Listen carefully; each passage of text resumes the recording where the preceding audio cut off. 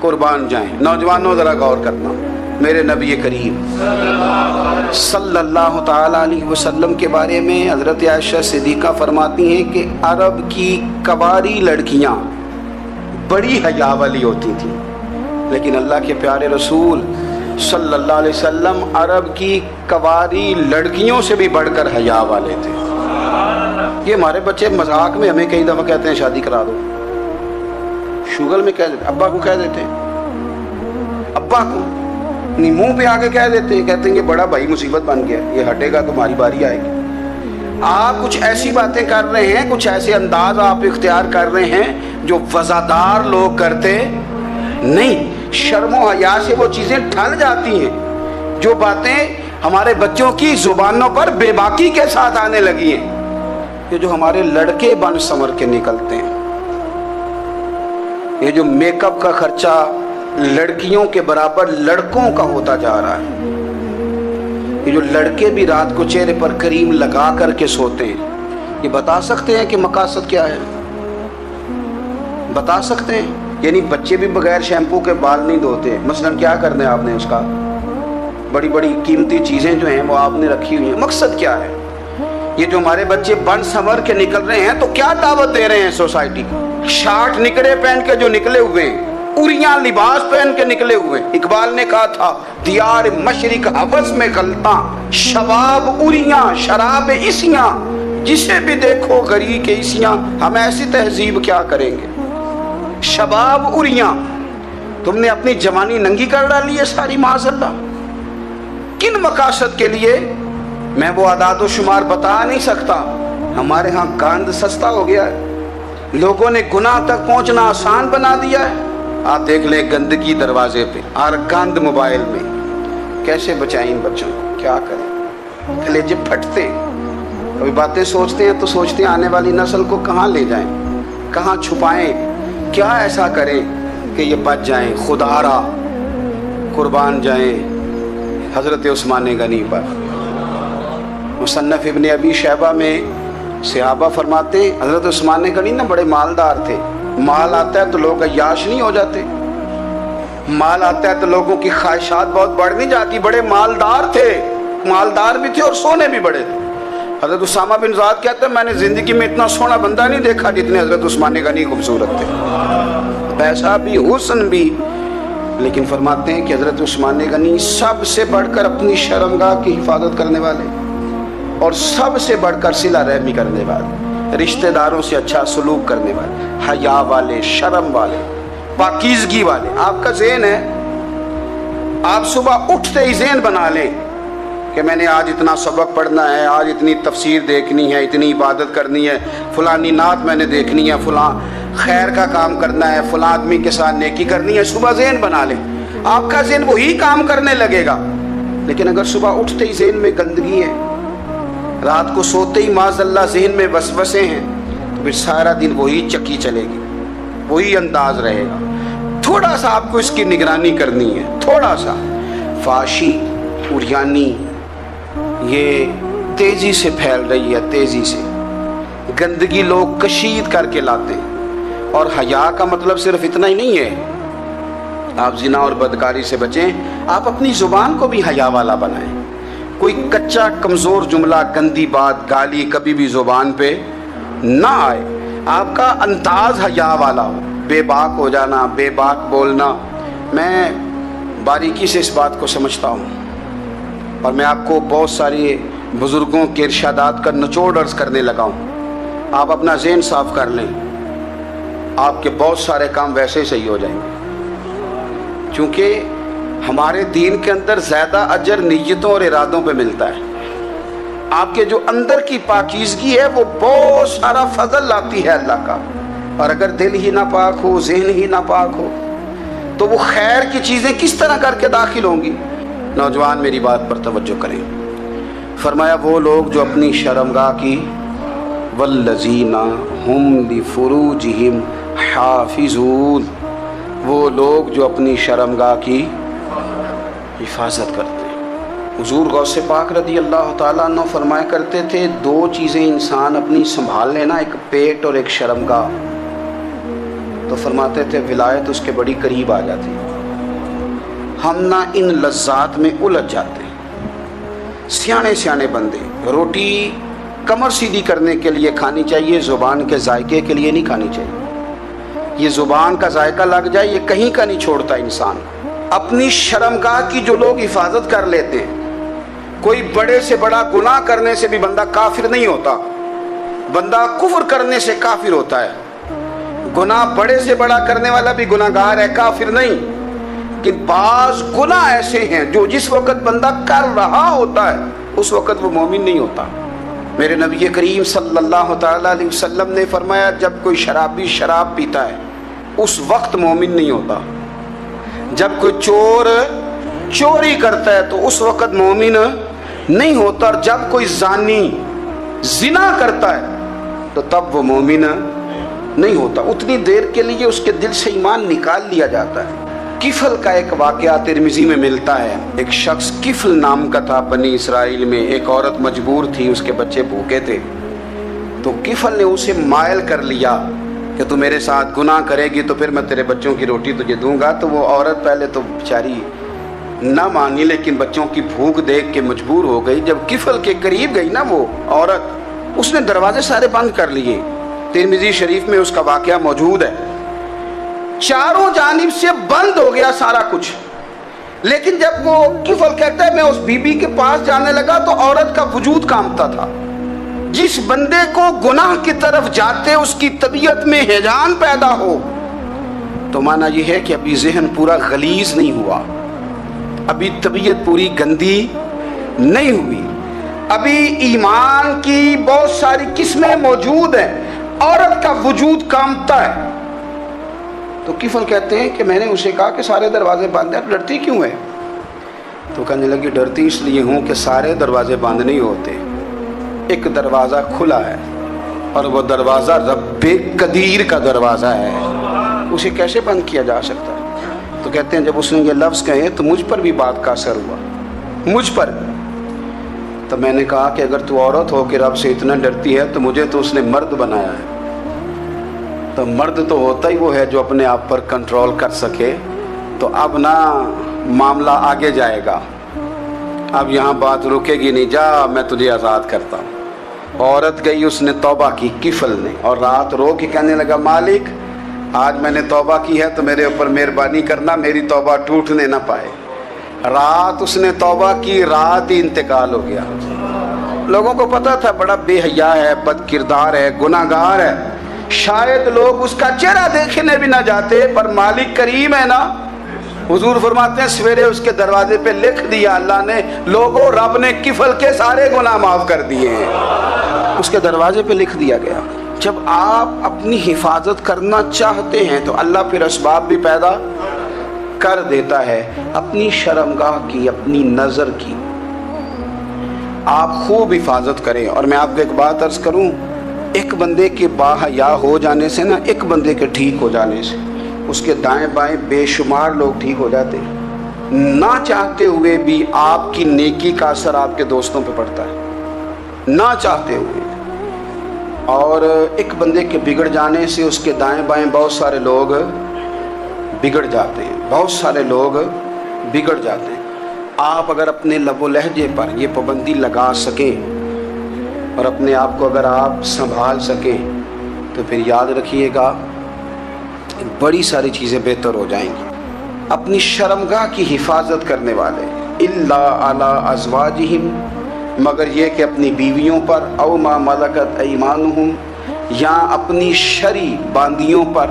اس زمانے میں جو لونڈی خریدی جاتی تھی اس سے بھی وطی کرنا جائز تھا، اگرچہ اب لونڈیاں موجود نہیں ہیں تو یہ فعل بھی موجود نہیں، سوائے اپنی بیویوں پر یا شرعی باندیوں پر.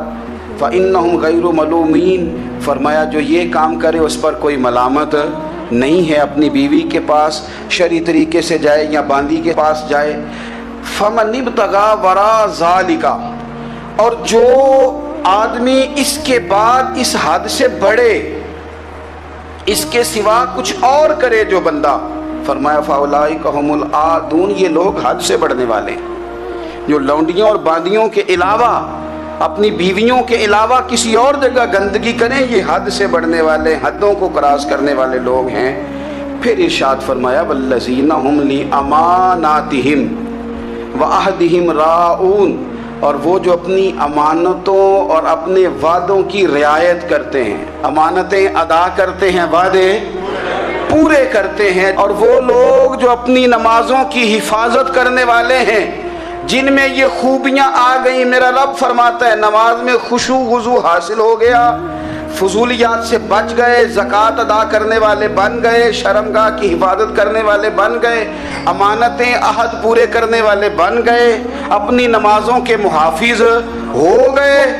اللہ اکبر، قربان جائیں۔ مالک فرماتے ہیں اولئک ھم الوارثون، یہی لوگ تو وارث ہیں۔ یا اللہ کس چیز کے؟ فرمایا الذین یرثون الفردوس، یہ لوگ جنت کے وارث ہیں، یہ جنت کے وارث ہیں یہ لوگ۔ ہم فیہا خالدون، اور فردوس سے، جنت سے نکالے نہیں جائیں گے، ہمیشہ ہی جنت میں رہیں گے۔ یہ آیات اللہ کا مطالبہ بھی ہے، یہ آیات صحابہ، اہل بیت، اولیاء اللہ، ان تمام کی سیرت کا عکس بھی ہے۔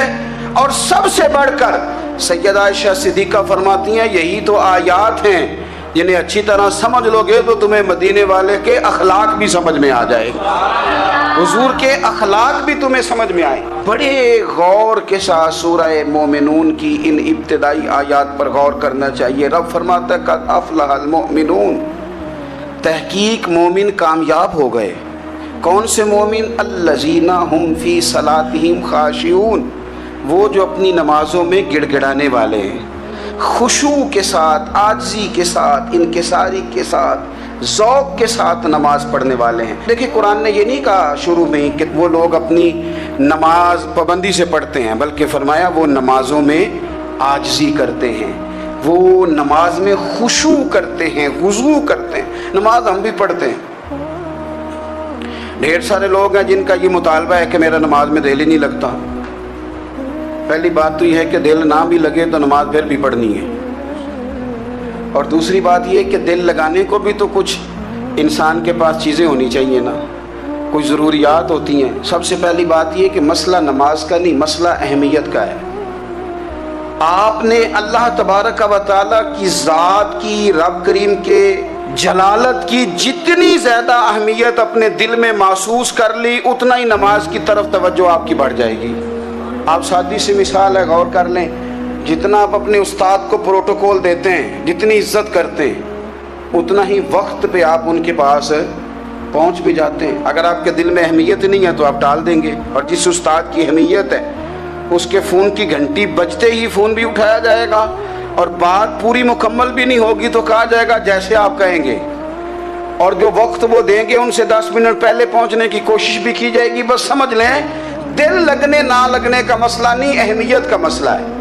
آپ جتنی اپنے مالک کی بارگاہ کی اہمیت سمجھ لیں گے، اتنا ہی وقت پہ مسجد آئیں گے، اتنا ہی شوق سے نماز پڑھیں گے۔ دوسری بات، نماز کے ترجمے پہ غور کریں۔ آپ یقین کریں اگر نماز کا ترجمہ ہمیں آ جائے نا تو ہمیں تو یوں لگے کہ ہم تو اپنے مالک کی بارگاہ میں عرض و معروض کرنے حاضر ہوئے ہیں۔ یہ سورہ فاتحہ ہی دیکھ لیں آپ، حضور فرماتے ہیں، رب فرماتے ہیں سورۃ فاتحہ آدھی میری ہے آدھی میرے بندے کی ہے۔ جب اس نے کہا الحمدللہ رب العالمین الرحمن الرحیم مالک یوم الدین ایاک نعبد و ایاک نستعین، جب یہاں تک وہ لفظ کہتا ہے تو یہ حصہ میرا تھا۔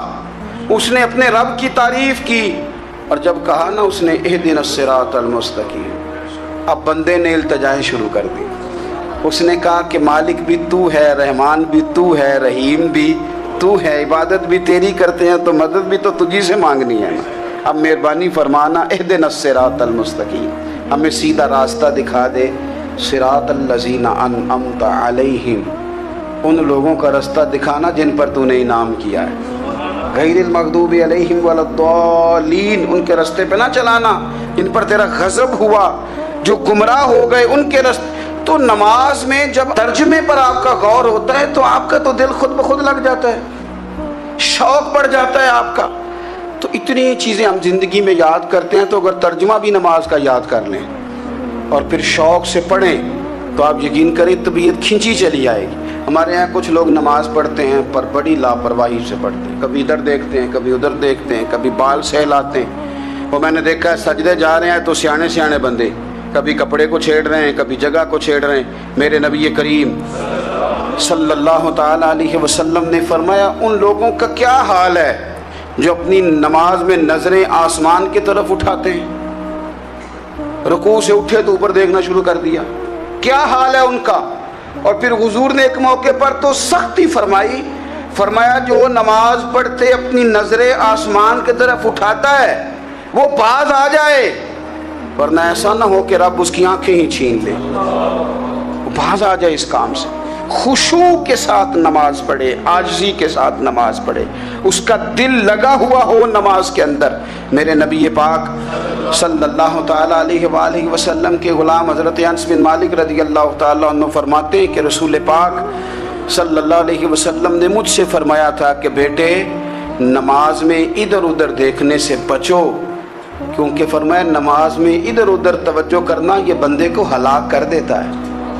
हलाकत है इसमें अगर तुमने इधर उधर तवज्जो की। नमाज तुम मालिक की बारगाह में खड़े हो और तुम देख इधर उधर रहे हो। तो एक तो नमाज आजिज़ी के साथ। फिर फरमाया वल्लज़ीना हुम अनिल लग़वी मुअरिदून, वो लोग जो फजूल बातों से लगवियात से अपना मुंह फेर लेते हैं, फजूलियात से। हमारे यहाँ ना बहुत सारे लोग ऐसे हैं जो बिला वजह उन चीज़ों में दिलचस्पी लेते हैं जो उनके मतलब की नहीं है, उनके मतलब की मतलब आप किसी से मिले कहते क्या हाल है, ठीक है जी। बच्चों का क्या हाल है, ठीक है। बच्चे कितने हैं? तो भाई आपको जब पता ही नहीं था कितने हैं तो हाल क्यों पूछा आपने?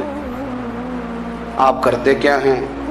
आप का बड़ा भाई क्या करता है, छोटा भाई क्या करता है, अब्बा जी क्या करते हैं? भाई आपके मतलब की बात नहीं, आप मतलब की मकसद की बात करें। बेमकसद बातों में उलझने की ज़रूरत नहीं है। देखें अपना इदारा मैं चलाता हूँ, अपना घर आप चलाते हैं, अपनी ड्यूटी आप करते हैं।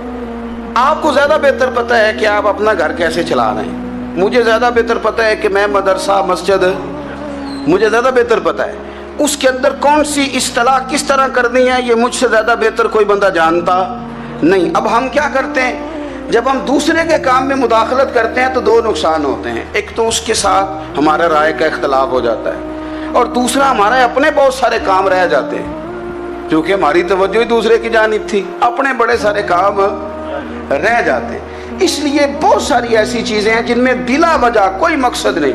हम पुराने लोगों से बातें सुना करते थे, हमारे बुजुर्ग कहा करते थे जेड़े पिंड जाना नहीं, जेड़े पिंड जाना नहीं उधर राह पूछने दी की लो। लगवियात में ना उलझे, फजूलियात में ना उलझे, यानी टो में रहना, टो में। आप यकीन करें मैंने पर्सनली तौर पे इस चीज़ को महसूस किया है कि हमारे बहुत सारे अहम हुकूक सिर्फ इसलिए मिस होते हैं कि हमारी अपने से ज़्यादा तवज्जो सामने वाले पे होती, सामने वाले। मैंने देखा बड़े बड़े अजीब सवाल और बड़े बड़े अनोखे सवाल, मतलब ये कि इतनी लंबी चौड़ी और लोगों को बड़ा पता होता है ये फ़लाँ आदमी जो है इसके बच्चे कितने हैं, वो ब्याह कहाँ पे हैं, किस किस इलाके में उनकी शादियाँ हुई हैं। इतनी तफसीलात की हमें ज़रूरत नहीं है। हमसे तो हमारे बारे में पूछा जाएगा, तो हमें अपना मामला बड़ा साफ सुथरा। देखें क्या सोहनी बात की मदीने वाले रसूल, कुर्बान जाएं हुजूर